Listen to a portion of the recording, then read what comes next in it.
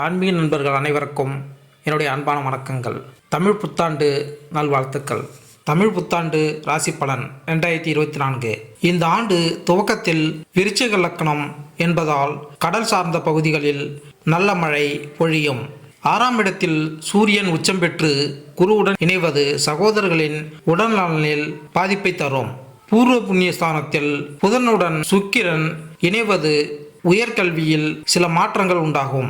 சனியுடன் செவ்வாய் இணைவு பெறுவது இனம் தெரியாத புதிய நோய்கள் உண்டாகும். மருத்துவத்துறையில் சில சவால்களை சந்திக்க வேண்டி வரும். 8ஆம் இடத்தில் சந்திரன் அமர்வது பணப்புழக்கம் குறையும். தொழிலில் சில கூட்டு தொழில் மந்த நிலை நீடிக்கும். லாபஸ்தானத்தில் கேது அமர்வது வெளிநாட்டு இறக்குமதியும் ஏற்றுமதியும் அதிகரிக்கும். அந்நிய செலவணிகள் அதிகரிக்க திட்டம் வகுக்கப்படும். மழை இந்த ஆண்டு தமிழகத்தை காட்டிலும் வெளி மாநிலங்களில் வெள்ளம் பெருகும். நீர்நிலங்களில் வீடு கட்டி இருப்பவர்களுக்கு சரியான பாதிப்பை தரும். மீன்வளம் நன்கு இருக்கும். விவசாயம் மழை பொய்த்தும் கெடும். அதிக மழை பொய்த்தும் கெடும். இந்த ஆண்டு அதிக உஷ்ணமும் கடும் குளிரும் இருக்கும். ரியல் எஸ்டேட் தொழில் மந்தமான சூழ்நிலை உண்டாகும். உணவு பதப்படுத்தும் நிறுவனங்கள் திடீர் கட்டுப்பாடுகளால் தன் பொருட்களை விற்பனை செய்ய முடியாமல் போகும். தொழில் ஸ்தானங்களில் ஆண் பெண் இருபாலருக்கும் வேலைவாய்ப்பு அமையும். காதல் திருமணம் அதிகரிக்கும். தமிழ் புத்தாண்டுகளில் 38வதாக வரக்கூடிய குரோதி தமிழ் வருடம் சற்று கலக்கத்தை தரக்கூடியதாக அமைகிறது. இந்த வருடத்தில் நடக்கும் கிரக பயிற்சிகள் கிரக செயற்கைகள் சில ராசிகளுக்கு வேலை தொழில் முன்னேற்றமும் பணவரவும் கிடைக்கும். குரோதி தமிழ் வருடத்தில் குரோதி என்றால் பகை கெடு என்று பொருள். ஏப்ரல் 14ஆம் தேதி தொடங்குகிறது. இந்த குரோதி ஆண்டில் மழை சொற்பமாக அதாவது குறைவாக பொய்யும் என்பதால் விளைச்சல் மிகவும் குறைவாக இருக்கும் என்பதால் மக்கள் கடவுள் மீது இருக்கக்கூடிய நம்பிக்கை குறைய அதிக வாய்ப்பு உள்ளது. குரோதி ஆண்டு கிரக நிலை: மேசராசியில் சூரியன் குரு, மிதுனத்தில் சந்திரன், கன்னியில் கேது, கும்பத்தில் சனி செவ்வாய், மீனத்தில் ராகு புதன் சுக்கிரன் என நவகிரகங்கள் சஞ்சரிக்கின்றனர். இந்த ஏப்ரல் 14ஆம் தேதி சித்திரை 1ஆம் தேதி ஞாயிற்றுக்கிழமை மிதுன ராசியில் பிறக்கிறது. 12 ராசிகளுக்கான பலன்களை இங்கு பார்ப்போம். கடகராசி.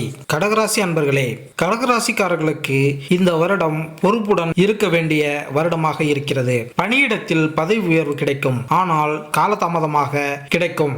வேலை தேடுவோருக்கு நினைத்தபடி வேலை கிடைக்கும். வீட்டில் மகிழ்ச்சியான சூழ்நிலை நிலவும். தொழிலில் லாபமும் விற்பனையும் அதிகரிக்கும். கடன் தரும்போது பெறும்போதும் நிதானம் முக்கியம். அரசியல் சார்ந்தவர்களுக்கு இந்த வருடம் சாதகமாக இருக்கும். நண்பர்களிடம் கவனமாக இருக்க வேண்டும். ஆரோக்கியத்தில் தூக்கமின்மை, தோள்பட்டை வலி, அஜீர்ணம், நரம்பு பற்களில் உபாதைகள் வரலாம். திருமணம் நடைபெறும் நேரம் இது. கடகராசிக்கு இந்த குரோதி தமிழ் புத்தாண்டு அதி அற்புத பலன்கள் கிடைக்கக்கூடிய காலமாக அமைகிறது. இந்த புத்தாண்டில் இதுவரை இருந்த தொழில் சம்பந்தமான பிரச்சனைகள் நிவர்த்தியாகி நல்ல பலன் கிடைப்பதற்கான வாய்ப்புகள் உண்டு. புதிய தொழில் தொடங்கவும் அதில் வெற்றியடையவும் சாதக வாய்ப்புகள் உள்ளது.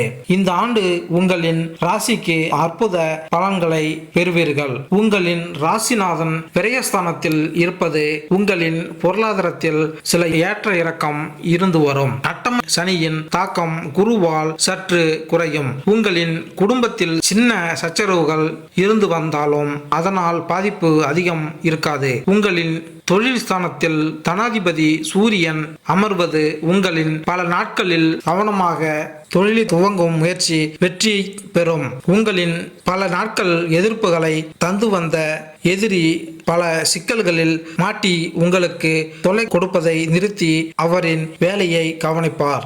உங்களின் முயற்சி ஸ்தானத்தில் கேது இருப்பதால் எடுத்த காரியத்தை விரைவில் நடத்தி தருவார். புதிய முயற்சி திட்டம் எதையும் ஆய்வு செய்யாமல் அவசர முடிவு எடுக்காதீர்கள். இதனால் நீங்கள் பல இழப்பிற்கு காரணமாகலாம். முடிந்த அளவு எங்காவது பணி செய்து வருவது நல்லது. கூட்டுத் தொழில் செய்வதில் அடிக்கடி கவனம் செலுத்துவது நல்லது. ஆன்லைன் மூலமான தொழிலை தவிர்க்கவும். மதம் சார்ந்த பிரச்சனைகளில் தலையிடுவதை குறைத்துக் கொள்வது நல்லது. பொருளாதார நிலை மேன்மை அடைவீர்கள். தேவைகளுக்கு பணவரவு இருக்கும். குடும்பம், சகோதர சகோதரியின் மூலம் இருவகையான பலன்கள் கிடைக்க வாய்ப்புகள் உள்ளது. உடன் பிறந்தவர்கள் மூலம் ஆதாய அனுகூலங்கள் ஏற்பட வாய்ப்புகள் உள்ளது.